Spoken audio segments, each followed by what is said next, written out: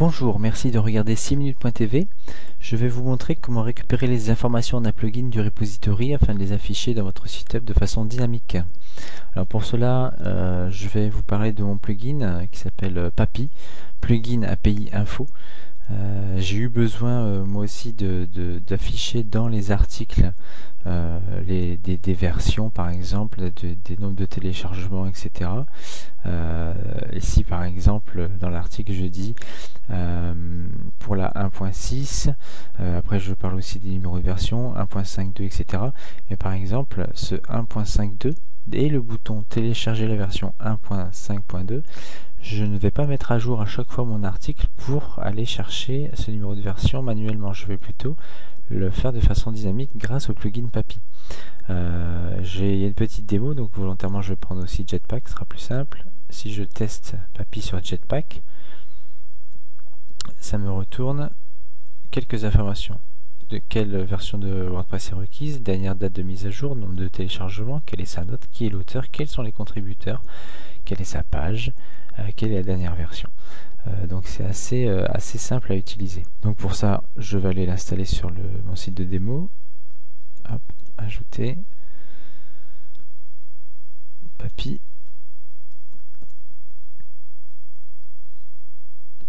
Je l'installe.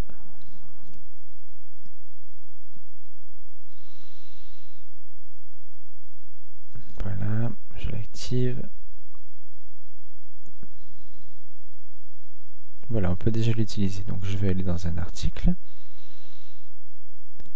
Celui-ci c'est très bien. Et je vais faire ce que m'indique la doc. Donc qu'est-ce que m'indique la doc? Je vais aller voir la page de l'extension dans la FAQ. Alors on me dit d'utiliser par exemple ça. Alors ici c'est le nom du plugin. Je vais reprendre l'exemple du Jetpack. L'information qui m'intéresse c'est sa version et je mets un cache de 48 heures. Je vais dire la dernière version de Jetpack est là. Voilà, je mets à jour. Je rafraîchis mon article. Et on me dit que la dernière version de Jetpack est la 2.8. C'est exactement ça. Donc grâce à ça, ça me permet d'utiliser plusieurs fois le shortcode dans la phrase pour chercher plus d'informations. Les informations disponibles, on les retrouve dans la FAQ aussi. Nous avons le nom, le slug, les versions, l'auteur, le lien de profil de l'auteur, les contributeurs, quelle est la version requise, avec quelle version ça a été testé, quelles sont les notes, combien il y a eu de notes, combien de fois ça a été téléchargé, etc. jusqu'au changelog, etc. Si on regarde encore une fois mon article, on s'aperçoit que sur mes pages de plugins, la petite boîte de widget ici, elle est justement faite avec le plugin Papy.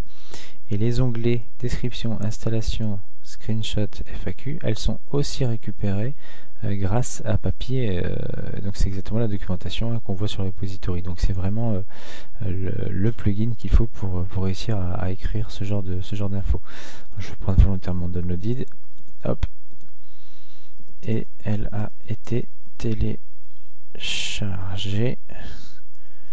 X fois. Hop. Donc on a vu que c'était downloaded. Je fais pareil.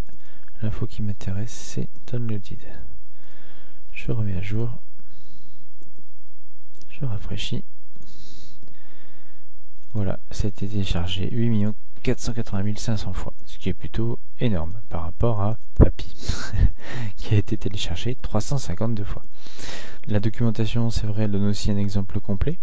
On pourrait prendre ce petit bout de code là, hop,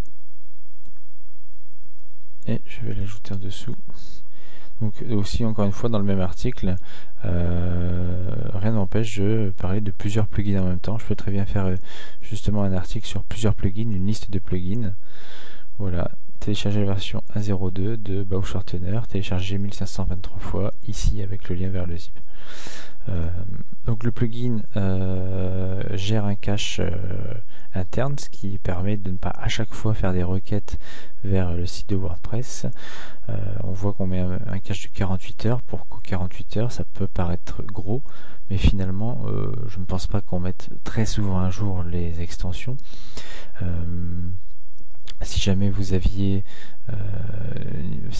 si vous avez mis à jour le plugin, ici vous voyez dans l'exemple j'avais mis même 24 heures, tous les jours c'est largement suffisant, même tous les 2 jours c'est bien. Vous mettez à jour votre plugin, dans 1 ou 2 jours votre article il sera aussi vraiment à jour avec la bonne version, le nom de téléchargement, etc. Libre à vous de descendre ce cache. Sachant que par défaut, le cache est de 12 heures, donc ça fait 2 rechargements par jour, ce qui est aussi assez faible, ça va encore.